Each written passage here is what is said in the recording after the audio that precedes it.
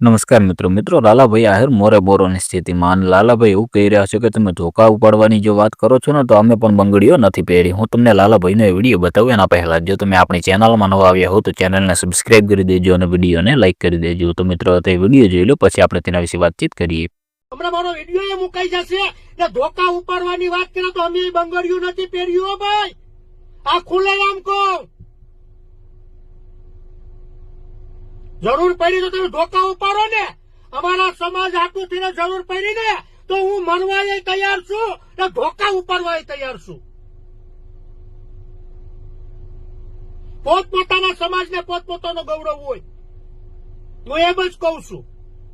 એટલે હું તો હર્ષદ સંઘવીને કહેવા માંગુ કે આવા નિવેદનો દેતા હોય ને એને પાર્ટીમાં જ ન રખાય।